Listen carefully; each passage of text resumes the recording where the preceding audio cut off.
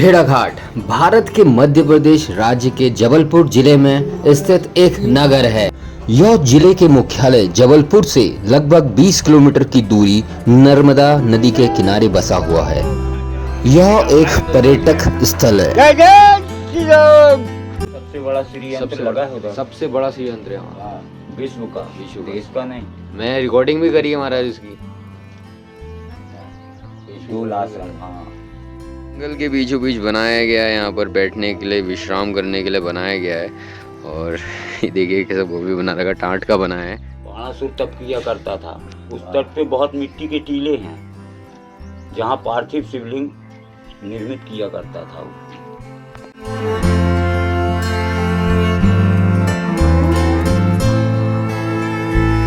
हम अल्मोड़ा के हैं तो हमने डोल आश्रम है। आप आए हैं प्रभु डोल आश्रम पे? अभी नहीं आए। आप आएंगे तो आपका मन। हमारी टिकट हुई थी लेकिन हम फिर भी नहीं जा पाए। परिक्रमा के दौरान आए थे, परिक्रमा चल रही थी। उसके बाद यहाँ लगभग 10 साल हो रहे हमको रहते। अच्छा, क्या परिक्रमा कर रहे थे आप? नर्मदा परिक्रमा। तो ये रहा मार्बल रॉक्स और ये सामने पूरा मार्बल की चट्टानें हैं। देखिए ये पूरा मार्बल्स है, बेड़ा घाट बोलते हैं इसे। और 64 योगिनी सामने मंदिर है वहाँ पर। न्यू बेड़ा घाट मजा आ रहा है। तो आज आने वाले हैं हम न्यू बेड़ा घाट और सुबह सुबह का टाइम बज रहा है 7। आगे दिखाता हूँ आपको न्यू बेड़ा घाट। नर्मदे हर कहाँ की परिक्रमा कर रहे हैं आप? हम नर्मदा मैया की परिक्रमा कर रहे हैं। अच्छा, कहाँ से निकले हैं आप?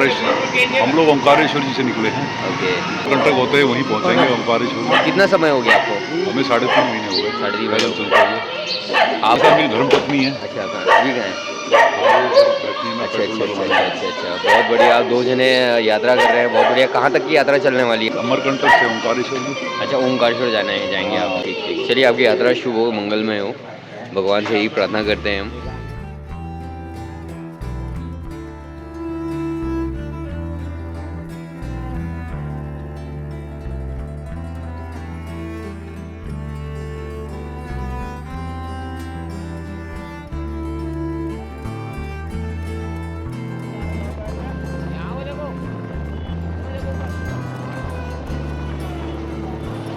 तो 4 गवान, गोटेगांव, धूमा और नरसिंहपुर अभी जा रहे हैं हम यहाँ पर से आज एक्सप्लोर करने भेड़ा घाट और 64 योगिनी मंदिर को जा रहे हैं। और यहाँ पर अपने कुछ श्रद्धालु भाई लोग मुझे आज यहाँ पर एक्सप्लोर कराने जा रहे हैं। आज मेरा लास्ट दिन यहाँ पर और देखते हैं क्या मेरे को आज देखने को मिलता है। 64 योगिनी बहुत सिद्ध मंदिर माना जाता है, तांत्रिक मंदिर है 64 योगिनी। बहुत पुराना, पुरातत्व विभाग से जुड़ा हुआ, बहुत सालों पुराना मंदिर। तो न्यू भेड़ा घाट यहाँ पर से 6 किलोमीटर, बंदर कुंडी, ग्वारी और जबलपुर यहाँ से 22 किलोमीटर। भेड़ा घाट जाना है हमें 6 किलोमीटर बचता है। जहाँ से चले थे हम 12 किलोमीटर के लगभग था वहाँ पर से। चुके हैं लाल बाबा के पास और ये रहे हमारे सबसे प्रिय भाई जी प्रगलानंद महाराज जी। प्रगलानंद महाराज जी कहाँ है इस समय आप? न्यू बेड़ा घाट में अभी कहाँ पर स्थित हैं आप? लाल बाबा जी के अभी आश्रम में हैं यहाँ पर ही। अभी आ गए हम यहाँ पर, आ गए हम पहले आ गए हैं। अभी 2 जने और पीछे से भी आएंगे हमारे। और मैं पहुँच चुका हूँ लाल बाबा मंदिर पे। जंगल के बीचों बीच बनाया गया है, यहाँ पर बैठने के लिए, विश्राम करने के लिए बनाया गया है। और ये देखिए कैसा वो भी बना रखा, टाट का बना है। और आँखें भी उसकी ऐसी लग रही हैं जैसे कि रियल हो। और दांत वाँत सब कुछ बना है। यह एक आश्रय है बैठने के लिए, धूप में जो धूप लग जाती तो बैठने के लिए आश्रय है। और यहाँ पर लाल बाबा महाराज विराजमान, करीबी है उन्होंने खेती।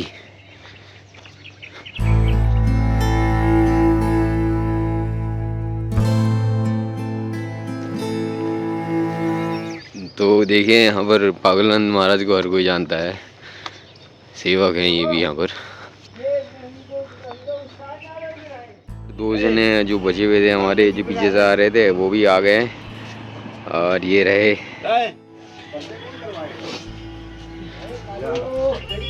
बाबा जी प्रणाम।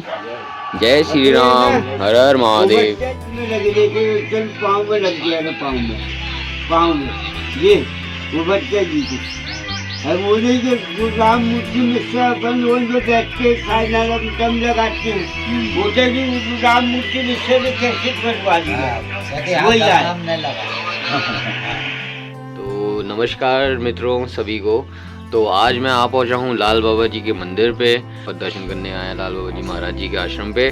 लाल महाराज जी प्रणाम। सबसे पहले जय श्री राम, हर हर महादेव। कैसे हैं आप? एकदम ठीक। यहाँ परिक्रमा के दौरान आए थे, परिक्रमा चल रही थी। उसके बाद यहाँ लगभग 10 साल हो रहे हमको रहते। क्या परिक्रमा कर रहे थे आप? नर्मदा परिक्रमा। नर्मदा परिक्रमा। बाणासुर तप किया करता था। उस तट पे बहुत मिट्टी के टीले हैं जहाँ पार्थिव शिवलिंग निर्मित किया करता था वो। तो उसने समय पर ही इतने पार्थिव शिवलिंग निर्मित किए कि भगवान भोलेनाथ प्रसन्न हो गए। बोले मांगो बाणासुर, क्या चाहिए? बाणासुर बोला प्रभु आपकी दया से सब है, बस आपकी सेवा कम होती है, ऐसा कुछ कर दें कि और अच्छी सेवा होने लगे। तो भगवान ने उसको 1000 हाथ दे दिए। ये भी सुना होगा कि बाणासुर के 1000 हाथ। 1000 हाथ सत्य। वो इसी 64 योगिनी मंदिर, जिसको गौरी शंकर मंदिर बोलते हैं, यहीं से प्राप्त हुए थे उसको। अब जब 1000 हाथ हो गए तो 2 हाथ से जब उसने इतने शिवलिंग निर्मित किए कि भगवान प्रसन्न हो गए। तो 1000 हाथ से क्या करेगा? इतने अथाह शिवलिंग, पार्थिव शिवलिंग निर्मित किए कि भगवान यहाँ माई को विसर्जित किए तो माई को निकलने में तकलीफ होने लगी। तो जब माई को निकलने में तकलीफ होने लगी तो कोई भी आदमी तब तक बर्दाश्त करता है जब तक सीमा होती है। और जब निकलने में परेशानी होने लगी तो फिर माई ने रौद्र रूप धारण किया कि अब इसको मिटा दूंगी, जिसको कहते हैं धुआंधार। हिंदी में अपने बोलते हैं धुआंधार, वही है, उसी को कहते हैं रौद्र रूप। तो वो रूप धारण किया कि अब इसको मिटा दूंगी। बाणासुर भगवान शिव का अनन्य भक्त था और माई पुत्री है। तो किसी भी पिता के सामने पुत्र और उसका मित्र मान लो थोड़ा सा झगड़ा हो जाए, विवाद, तो पिताजी कैसे समझाते हैं? अपने पुत्र को ऐसे पीछे किया और उसका जो मित्र है, ये भाई ऐसा नहीं, यहाँ से ऐसा। तो माई को पीछे से निकाल दिया भगवान शिव ने। ये जो यहाँ से निकल नहीं, पहले उधर से जाती थी और उधर बाण गंगा प्रकट कर दी बाणासुर के लिए। अब कि भाई तुम यहाँ तक करो। आनंद का कंद नर्मदा है, गंगा नहीं। गंगा तो परिणाम दायिनी है। नर्मदा की तीरे न्यू भेड़ा घाट नामक की जगह है, उस पार भेड़ा घाट है जहाँ 64 योगिनी मंदिर उस तट पे है, उत्तर तट में। वैसे तो बीच में है, पुरातन में माई वहाँ से बहती थी। अच्छा, हाँ, ये पुल बना है उधर से बहती थी। फिर समय आया, ऐसा कहा जाता है जैसे ये जावालीपुरम था, जावाली ऋषि की तपोभूमि, बदलते बदलते आज जबलपुर है। तो ऐसे ये बाणा घाट था, बाणासुर की तपोस्थली। ऐसी तो ये फिर यही भेड़ा घाट की कहानी है, मान लो। प्रभु की माया। बहुत बढ़िया। बहुत कहानी तो बहुत सारी, एक और ये भी कहानी। हाँ। तो बाबा जी अभी इनको, जैसे राहुल भाई अपने परिक्रमा में, इनको एक चीज़ और बताइए जो कि मतलब जो नर्मदा जी की परिक्रमा वासी जो लोग रहते ना, जनरली वही बता पाते हैं। कहते हैं ना जैसे कलकल छलछल सर्वदा, तो ये जो कलकल छलछल जो इनका एक वो बोला जाए गुस्से वाला जो रूप है, जिस गुस्से में वो वहां से निकली थी, शादी के मंडप से वहां से जिस नाराजगी में वो निकली थी, तो वो रास्ते में कहीं कहीं बोलते जो परिक्रमावासी है उनको वो सुनाई देती, जो उनकी झलझलाहट है पानी के प्रवाह से, हाँ उनका गुस्सा, उनका क्रोध जो है वो समझ में आता है। तो ऐसा आपका अनुभव कहाँ पे था? ऐसी कौन सी मतलब परिक्रमा करते समय ऐसी किस जगह पे आपको ऐसा इनका रूप समझ में आया? कल छल छल तो ये अपन ऐसा सोचते हैं, वैसे तो आवाज आती है हर हर की। हर हर क्या हर हर आवाज आती है? ये हर हर आपका हर अनुभव हर है, की। हर हर की आवाज आती है। यहाँ से भी आती है, आप धुआंधार के यहाँ धुआंधार कभी के। खड़े होंगे, वहाँ भी ऐसे ही आएगी। वो दिव्य तीव्र आवाज आएगी, हर हर हर हर हर हर, बिल्कुल। बड़ा भड़क देती है हमारी। हाँ। ऐसे 2-3 जगह है। हाँ, अच्छा, क्योंकि मैं भी अमरकंटक जब गया था पिछले साल, तो वहाँ पे 1-2 परिक्रमावासी बाबा जी हाँ, मिले थे। उनने मुझे बहुत प्यार से बैठाल के समझाया था कि संतोष, जब माता जी वहाँ से निकली थी गुस्से से, तो निकली तो ऐसी थी कि अब सब नष्ट कर देंगी, लेकिन फिर सब चीज़ें सोचने विचारने के बाद में वो वहाँ से तो बहुत शांति से निकली, लेकिन कहीं कहीं जो क्रोध है उनके मन का, वो कहीं ना कहीं आवाज़ के रूप में सुनाई देता है। देखो माई वहाँ बाल रूप में है। हाँ। इतने कई जगह इतने छोटे तरीके से बहती है कि आप ऐसे इस समझ नहीं पाएंगे कि है नर्मदा है, यदि नहीं जानते तो। हाँ पार कर लेंगे वैसे ही। हाँ वो तो जस्ट फिर वहीं 4-5 किलोमीटर नीचे आके कपिल धारा। कपिल धारा। कपिल धारा में बहुत नीचे गिरती है हमारी। वहाँ भी आपको हर हर की दूध आवाज धारा भी सुनाई बोलते हैं ना उसको तो? नहीं, दूध धारा उससे नीचे, उससे उसके नीचे है नीचे कपिल उससे धारा। 1-1.5 किलोमीटर नीचे अरे, दूध धारा। आइए, आइए। भगवान शिव बहुत भ्रमण किया भगवान ने। जब आके मेकल पर्वत पे पहुंचे तो हुआ उस कंठ से एक बूंद गिरती है, वही विष की। कभी देखना किसी को बिच्छू काट दे या कोई भी चीज काट देता है तो उस जगह से पसीना निकलता है, गर्माहट के कारण। कभी देखा होगा ना, निकलता है। निकलता है। तो वो ही विष की एक बूंद, पसीने की एक बूंद, उससे फिर माई का प्राकट्य होता है। माई ने कहा हम किस लिए क्यों, भगवान कहते भाई तुम जन कल्याण करो सृष्टि का। हाँ, विवाह करने आए थे। अच्छा, करने आए थे, तय नहीं जी हुआ था। हाँ, विवाह होना था लेकिन हुआ गलत हो गया। हाँ। एक जोहिला नाम की इनकी नवनिया थी, नवनिया थी। हाँ, सहेली। सहेली। हाँ मालूम है ना भैया, हाँ, मैं तो उन्होंने बारात देखने भेजा। हम्म। तो मोहित जब हो। देखने आई हम्म। सज धज के, तो माई के ही कपड़े पहन के आई। हाँ,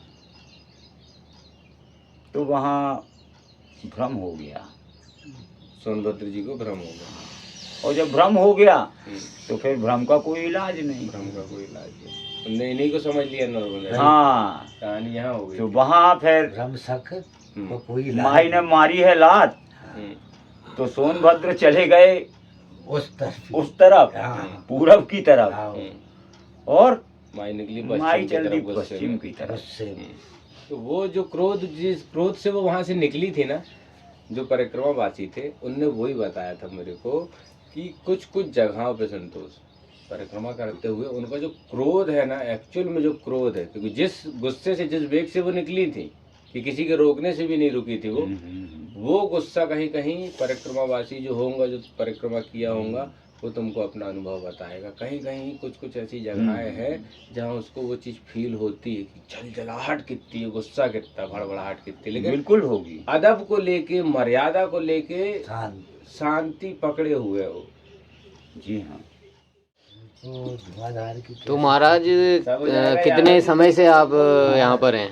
सीताराम जपो मने मन में, बाबा जी के साथ में थोड़ा 10-11 साल तो हमको हो गए यहाँ।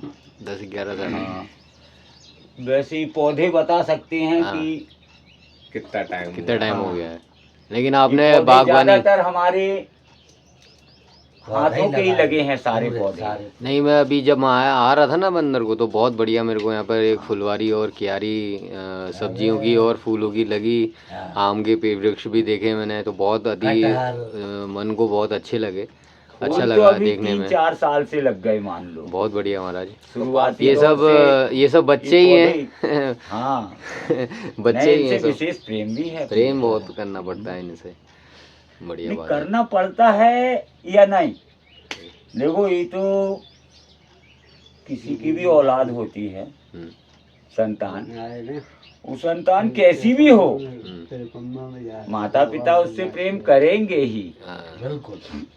ये जगह हमारे नर्मदा महाराज की है, कल्याण आश्रम के पुजारी।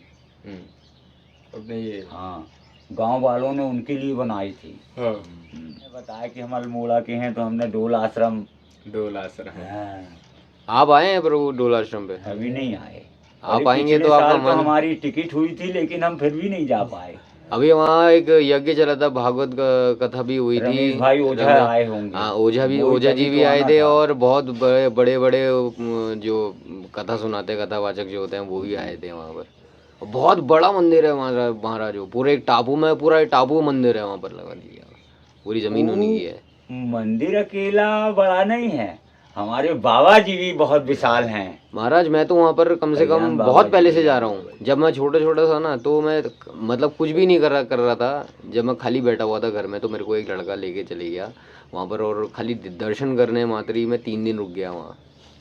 रुक जाएंगे, और उस समय वो मंदिर बन रहा था जी, और अभी वो डेवलप हो चुका है पूरा, और अभी भी मतलब कार्य का चलता ही रहता है कुछ ना कुछ हल्का जी। और हमारे बाबा जी भी संत शिरोमणि हैं, वाह। श्री कल्याण दास जी महाराज। अरे कल्याण राज जी महाराज की। जी हाँ, हाँ आप पहचाने तो। हाँ। वे बैठे। बिल्कुल सही बोल। कल्याण राज पहचान जी। पकड़ा। को बोलते बंगाल की खाड़ी। नहीं, वो वाला वो खंभात की खाड़ी है। खंभात। बंगाल की खाड़ी में गंगा माई जाती है। अच्छा, गंगा माई। हाँ, कि खंभात की खाड़ी है। पहले कटपुर से नाव पार होती थी, जी। अभी विमलेश्वर से होती है। और नाव तो थोड़ी देर चलती है भाई समुंदर में, बाकी समय तो खाड़ी खाड़ी जाती है। पंडित हाँ, जी। और जितनी देर जब समुंदर में चलती है ना नाव, यूं होती है, है ना। लहरों आदमी घबरा भी जाए। इसके पहले भी जो श्री राम मतलब रामायण जिनने रची थी वाल्मीकि जी, जी, उसमें भी इनका जिक्र है, और उसमें तो इनकी श्री रामचंद्र जी से बात भी होती है। ये उनको समझाते हैं कि भाई आप वनवास छोड़ो, कहाँ आप जा रहे हो। बल्कि श्री रामचंद्र जी इनको वहाँ पे जो उन्होंने दर्शाया कि फटकारते हैं, मतलब वो वहाँ पे जो समय था वैसा, तो वहाँ पे महाराज जी ने वैसा बताया, जो वहाँ विवरण दिया है कि नहीं आप हमें कैसे बोल रहे हैं कि वनवास हम छोड़ दें, कुछ वहाँ का ऐसे, मतलब हमें उतना नॉलेज नहीं है। थोड़ी सा अगर आपसे कुछ इनके बारे में जमाली ऋषि जी के बारे में कुछ जानकारियाँ मिल जाए। कभी कभी कुछ चीज़ें ऐसी होती हैं कि भाई किसी को अलग अलग पता हाँ। होती है। नहीं, जाबाली ऋषि बन जाने से क्यों रोकेंगे। जाबाली ऋषि कोई छोटी मोटी हस्ती तो थे नहीं, वे तो विशेष संस्कारी थे ना, तभी संस्कार धानी है अपना जबलपुर। जैसे उत्तर देवभूमि है, तो हमारा मध्य भी संस्कार दानी है, संस्कार भूमि है। यह संस्कार का प्राकट्य होता है। नाम ही संस्कार है, ये बात तो सही है। जावाली ऋषि संस्कारित थे, इसीलिए संस्कार धानी में थे। तो वहाँ पर हमने खड़ी कर दी है अपनी मोटरसाइकिल्स, खड़ी कर दी हैं और लाल बाबा जी से मिल चुके हैं। और अब यहाँ से पैदल पैदल यात्रा हमारी चलेगी। मैं राजकुमार यादव। हाँ जी, कैसे हैं आप? बहुत बढ़िया। न्यू भेड़ाघाट है, लाल बाबा की आश्रम है। हाँ मैं आपको बढ़िया यहाँ भेड़ाघाट का पूरा सीन दिखाता हूँ जी, आइए। चलिए। हाँ वो रहा सामने बेड़ाघाट। हाँ जी। हाँ जी, और यहाँ पर रास्ते से हम पैदल पैदल चल रहे हैं। वो आगे चले गए हैं हमारे कुछ साथी। वैसे रास्ता बाइक वाला नहीं है, बाइक नहीं जाती वहाँ को? नहीं, उस पार से जाती है। अच्छा, उस पार से बाइक जाती है। हाँ, उस पार तो से हम अभी सामने। हाँ यहाँ नहीं, हाँ। यहाँ एकदम चट्टान पत्थर। तो आज जो बेड़ाघाट वाला जो मैं इसलिए एक्सप्लोर कर रहा हूँ बेड़ाघाट को। वैसे मेरा नहीं था कुछ ऐसा तात्पर्य नहीं था बेड़ाघाट एक्सप्लोर करने का।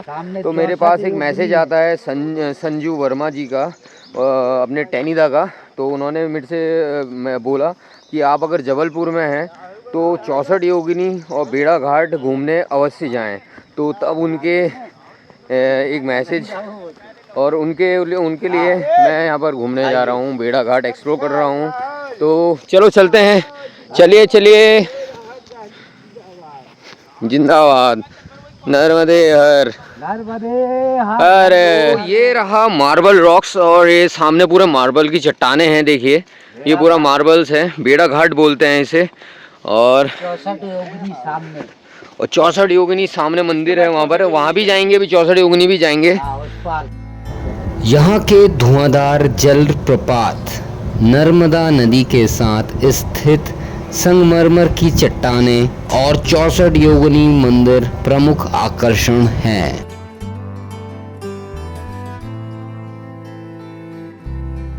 तो ये रहा भेड़ाघाट, मार्बल रॉक्स, संगमरमर है, यहाँ पर पत्थर है। भेड़ाघाट में आ चुका हूँ मैं। क्या भेड़ाघाट लग रहा है इस समय, बहुत बढ़िया भेड़ाघाट है। दिखाइए एक बार। सामने देखिए झरने बह रहे हैं वहाँ, बढ़िया। वो सामने दिख रहे हैं आपको झरने, वो सामने देखिए झरने भी बह रहे हैं। और नहाने वाने के तो बहुत बढ़िया है, लेकिन नदी में जाना बड़ा रिस्की है यहाँ पे, रिस्की लगता है मुझे, क्योंकि 2 बार मेरे संग हो चुका है सीन। तो चलो चलते हैं। पार कैसे करना है इसे? पार नर्मदा जी को पार कहाँ कर रहे हैं? अच्छा, तो क्या दर्शन करने आए थे हम? हाँ, सिर्फ दर्शन करने आए थे। जय मां नर्मदा। सीताराम। क्या भव्य जगह ले आ गया हूँ मैं। यहाँ पर पहुँच चुका हूँ बेड़ाघाट में, और ये देख सकते हैं आप, पूरी संगमरमर की चट्टानें हैं मेरे आजू बाजू, और पीछे से आ रही है नर्मदा माई। और माई के दर्शन करने के लिए मैं यहाँ पर बेड़ाघाट में पहुँचा हुआ हूँ, और मेरी टीम के अलावा यहाँ पर कोई नहीं है। भारत में उल्टी दिशा में बहने वाली नदी नर्मदा है। यह नदी 2 बड़े राज्य यानी गुजरात और मध्य प्रदेश की प्रमुख नदियां हैं। नर्मदा नदी की धारा प्रवाह उल्टी है। इसका मतलब यह है कि जहां एक तरफ अधिकांश नदियां पश्चिम दिशा से बहती हुई पूर्व दिशा की ओर बढ़ती है और बंगाल की खाड़ी में जा मिलती है, वहीं नर्मदा नदी खंबात की खाड़ी में गिरती है। भारत की एक लौती नदी जो उल्टी दिशा में बहती है। देखा शायद आपने भी हो, लेकिन यह रोचक बातें आपको नहीं पता होगी। भारत की 7 प्रमुख नदियों में से एक नदी है नर्मदा नदी।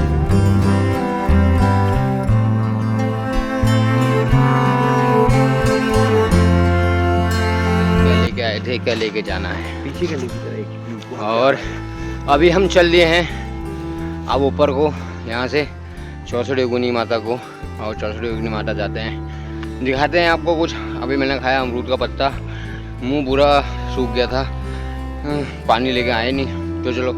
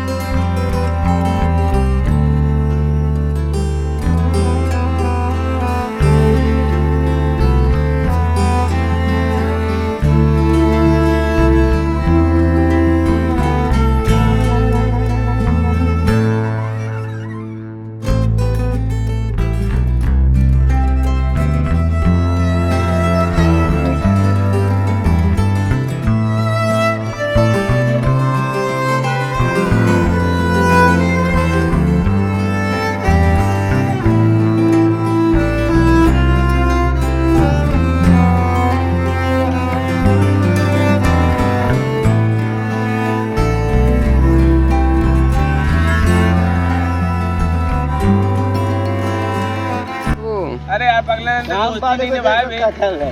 हैं? क्या हुआ? दोस्ती तो निभा, बोल तो ने। राघव बाबा की जय। जय हो।